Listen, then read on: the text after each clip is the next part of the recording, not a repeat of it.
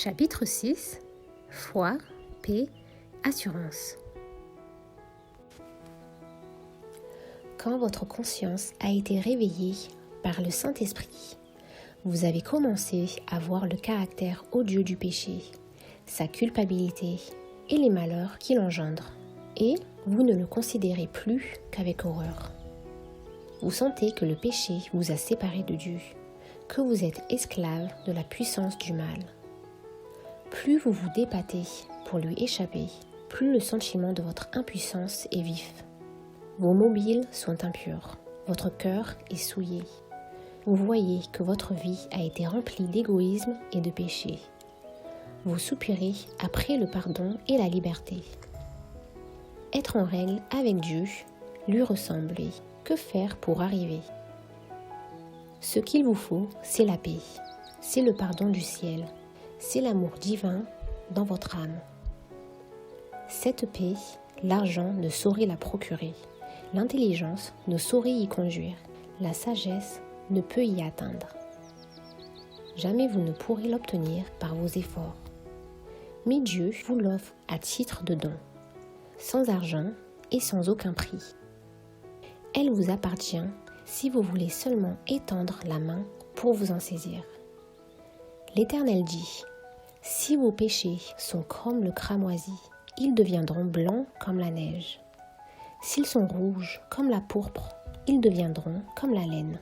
Je vous donnerai un cœur nouveau et je mettrai en vous un esprit nouveau.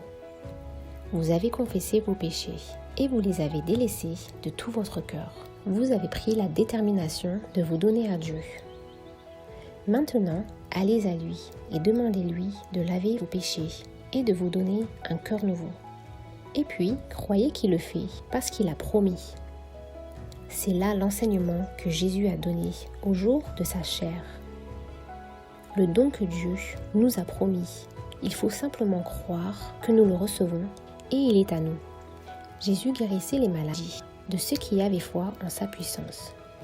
Il secourait dans les choses visibles afin de leur donner confiance en lui dans les choses invisibles, les amenant ainsi à croire qu'il a autorité pour pardonner les péchés. C'est là ce qu'il a déclaré en guérissant le paralytique.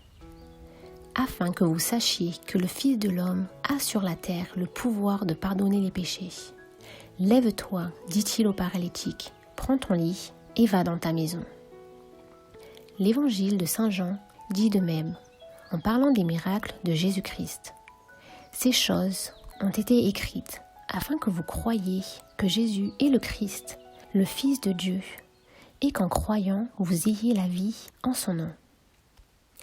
Le simple récit de la manière dont Jésus guérit le paralytique du réservoir de Bethesda nous apprend comment il faut croire en lui pour obtenir le pardon des péchés.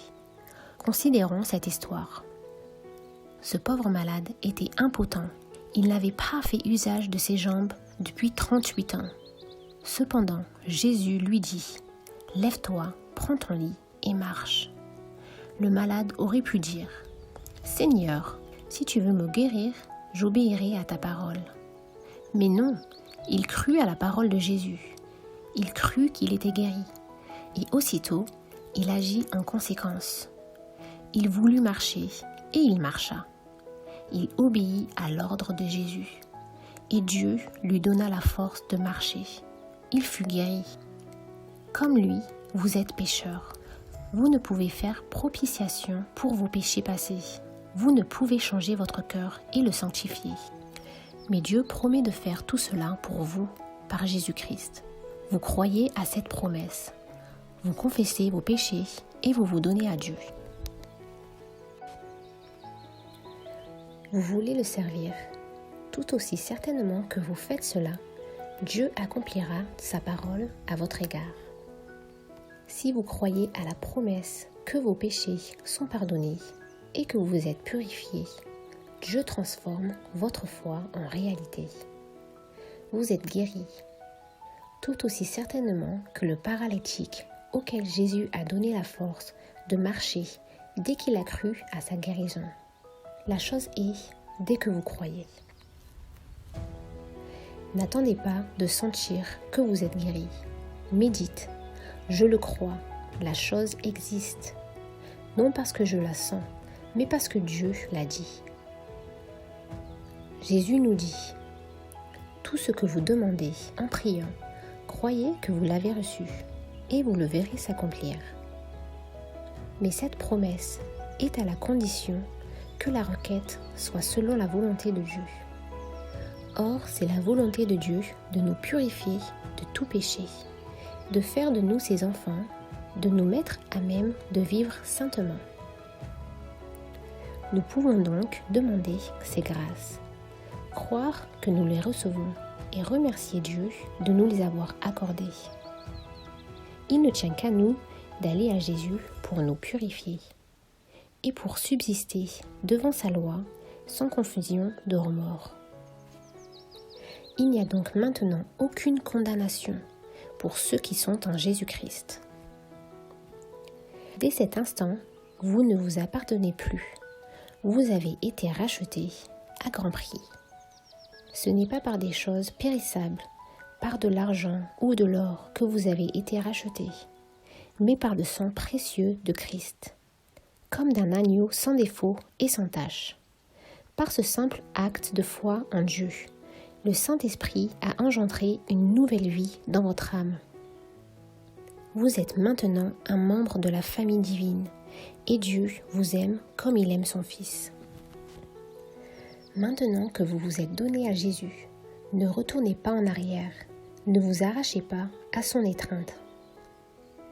Dites jour après jour, je suis au Christ, je me suis donné à lui. Et demandez-lui son Saint-Esprit et sa grâce pour vous garder.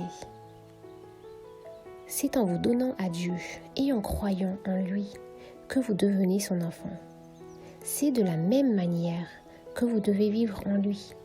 L'apôtre dit, comme vous avez reçu le Seigneur Jésus-Christ, marchez en lui. Certaines personnes pensent qu'elles devraient être mises à l'épreuve et prouver au Seigneur qu'elles soient réformées afin de pouvoir se réclamer de sa grâce. Mais elles peuvent s'en réclamer en ce moment même. Il leur faut cette grâce. Il leur faut l'Esprit du Christ pour les soutenir dans leur infirmité. Sinon, elles ne pourront résister au mal. Jésus aime nous voir venir à lui tels que nous sommes, pécheurs, impuissants, sentant notre absolue dépendance de lui. Nous pouvons aller à lui et nous jeter à ses pieds avec nos faiblesses, nos égarements, nos péchés. Il met sa gloire à nous combler de son amour, à panser nos blessures et à nous purifier de toute impureté.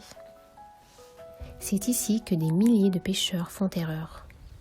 Ils ne croient pas que Jésus leur pardonne personnellement, individuellement. Ils ne prennent pas Dieu au mot.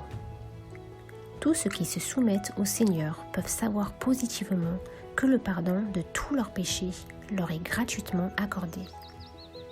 Mettez de côté la pensée injuste que les promesses de Dieu ne vous concernent pas. Elles concernent chaque pécheur repentant. Par le ministère des anges, la force et la grâce sont communiquées à tout croyant de la part de Jésus-Christ. Nul n'est tellement pécheur qu'il ne puisse trouver force, pureté et justice en celui qui est mort pour nous. Jésus ne désire rien tant que nous enlever nos vêtements tachés et souillés par le péché et nous revêtir des robes blanches de la justice. Il nous supplie de vivre et de ne pas mourir. Dieu n'agit pas envers nous comme les hommes mortels agissent les uns envers les autres. Ses pensées sont des pensées de miséricorde, d'amour et de tendre compassion. Que le méchant abandonne sa vie, dit-il, et l'homme d'iniquité ses pensées. Qu'il retourne à l'Éternel qui aura pitié de lui, à notre Dieu qui ne se lasse pas de pardonner. J'efface tes transgressions comme un nuage et tes péchés comme une nuée. Je ne désire pas la mort de celui qui meurt, dit le Seigneur l'Éternel. Convertissez-vous donc et vivez. Satan est toujours sur le qui-vive pour nous masquer ces précieuses promesses de Dieu. Il désire nous ravir, toute lueur d'espérance et tout rayon de lumière. Mais il ne faut pas se prêter à son jeu. N'écoutez pas le tentateur. Dites, Jésus est mort pour m'assurer la vie. Il m'aime et il ne désire pas que je périsse. J'ai au ciel un Père compatissant qui me recevra. Bien que j'ai abusé de son amour, fait un mauvais usage de ses bienfaits. Je me lèverai et j'irai à lui. J'ai péché contre le ciel et contre toi. Je ne suis pas digne d'être appelé ton fils. Traite-moi comme l'un de tes mercenaires. La parabole vous dit comment le fils prodigue sera reçu. Comme il était encore loin, son père le vit et fut ému de compassion. Il courut se jeter à son cou et le baisa.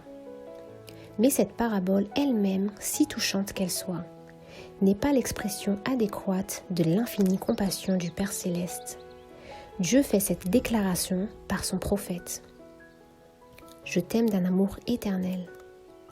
Alors, même que le Fils est éloigné de la maison paternelle, gaspillant ses biens dans un pays étranger, le cœur du Père soupire après lui, et chaque désir qui s'éveille dans l'âme du malheureux et le pousse vers Dieu n'est que le tendre plaidoyer de l'Esprit Saint qui le sollicite, le supplie, l'attire vers son Père.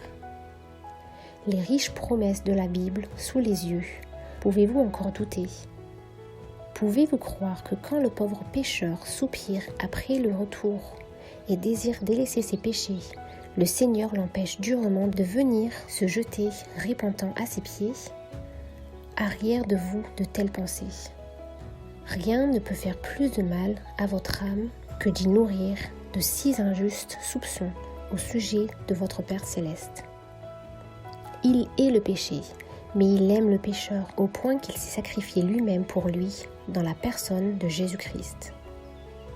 Il l'a fait afin que tous ceux qui le veulent puissent être sauvés et entrer en possession de la félicité éternelle dans le royaume de gloire.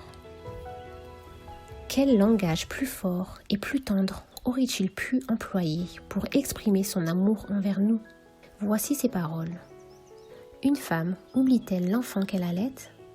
N'a-t-elle pas pitié du fruit de ses entrailles ? Quand elle l'oublierait, moi je ne t'oublierai point. Élevez vos regards, vous qui doutez et qui tremblez, car Jésus vit et intercède pour vous.